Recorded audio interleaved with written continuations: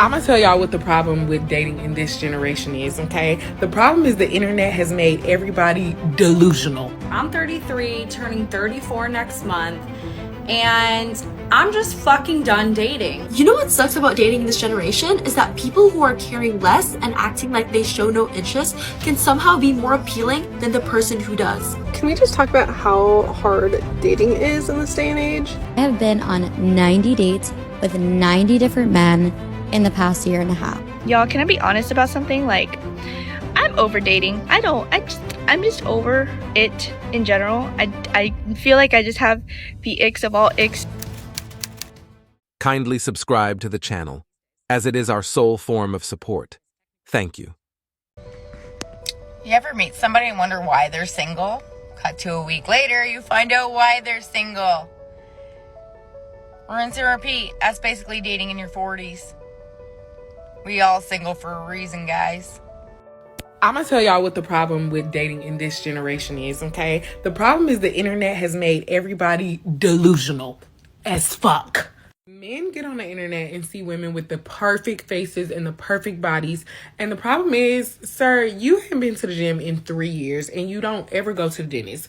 You can date a girl with a pudge. You can. You can. You'll be okay. Women get on the internet and see other women being gifted with designer and trips and all of that and don't be seeing how they getting treated behind closed doors. And it's like, most importantly, your man works at a factory, baby. You're going to have to be okay with getting gifted flowers and a card. And you should be okay with that. Like, the expectation be up here. And I just want us to be like, like, let's bring it back in the earth for a second. I feel like a lot of people just try to find someone they tolerate, instead someone with genuine compatibility, either out of fear, comfort, ego, unrealistic expectations, and the delusion that we have more options than we really do. The amount of times I see people saying, but that's the bare minimum when someone does something nice. Excuse me, if it was, everyone would be doing it. We have made everything shallow and transactional. What happened to building a life with someone who loves you? Another reason why dating is so hard is because dating advice from women on the internet has gone from bad to worse. They're setting these women for failure, telling them to expect these unrealistic expectations from their man rather than working together and building a family. Modern women will continue to suffer because of modern women. I do believe that as a collective, men are bad. And why are we generalizing men again this time? Collective is any group of people. 10 people could be a collective. And any group of people can be a collective? Just 10 random people? Oh, that could be taken so many different ways. 8 or 9 out of them are inherently bad. The collective is bad. And who can name that logical fallacy? If 90 out of 100 men are bad to some degree, the collective is bad. To some degree. Interesting. Facts are, there are more horrible men than there are good men. Yet another person is confusing what they consider to be facts with what is actually considered to be feelings.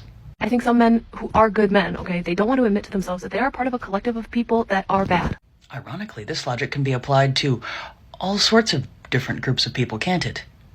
I wonder if one thought that through. Women don't just wake up and decide to hate men.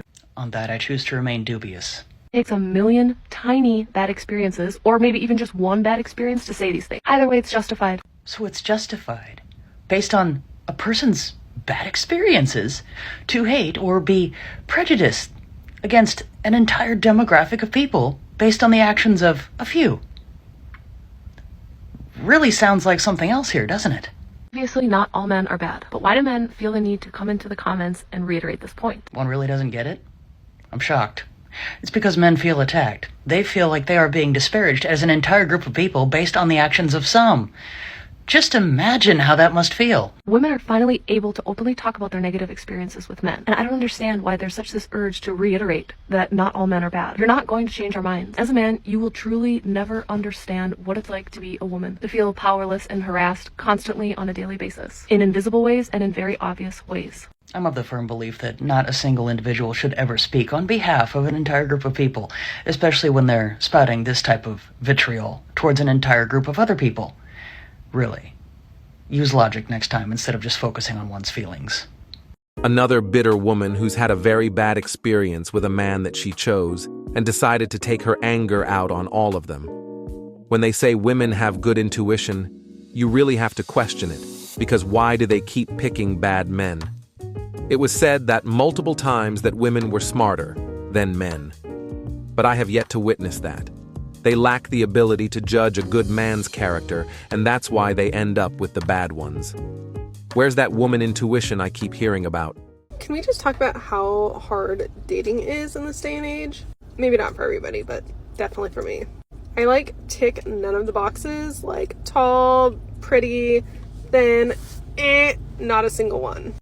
I mean, I guess I'm not super unattractive, but I feel like a lot of people are just turned off because I'm plus size. I'm also 30 and a single mom, so I feel like I've got all the odds stacked against me. And I just kind of feel like it's my lot in life to be alone and single. I know I have a kid and family, but I don't know, I really want a partnership. I do, and I just feel like it's not gonna happen. And that makes me sad. I've tried all the dating apps, and it's frustrating because it'll always say oh, you have 50 people, 100 people that have liked you, and then I'll match with somebody and I never get responses. Nobody ever writes me back, nobody ever says anything. So why did you match with me in the first place? And I don't know, there's just I don't know how to meet people, I guess. I don't know what I'm doing wrong, but it sucks. Being single, I'm definitely over it. I would love to find somebody. So if you were a single mom, if you're plus size, whatever, 30 and over, and you have advice, please let me know, because I am not desperate, but on the verge of that. What she's saying is that she needs help. She also needs a man who's going to stand up and take care of another man's baby. She mentioned that she's had a long life of being single. That's honestly a red flag. Women who's been single for a long period of time are usually smashing dudes left and right. If anyone is serious about dating, then dating app is the worst place to go. But honestly, if she really thinks about it, the problem is right in her face. Men invest in women who invest in themselves. If a woman doesn't take care of herself, physically and mentally, that's a major turnoff for most men. Being single in West Hollywood is like going to the grocery store and seeing this really hot guy and you're like, oh my god, this might be it. This actually might be it. And then this other really hot guy comes up behind him and is like, babe, have you gotten the eggs yet? Why I think any man within a 5-mile radius of this place would want anything to do with a little blonde girl, I have absolutely no idea. Because even if you meet a nice guy, you can't even actually get excited about it. You know why? Because it's just a matter of time before someone gets bored and unhappy and is saying that it's over. And that's a happy ending. That's a lie. The nice guy is the most used and abused person in the world. They're treated as a last resort for failed single mothers and single women who's been roaming the streets in their teenage years. But that has changed.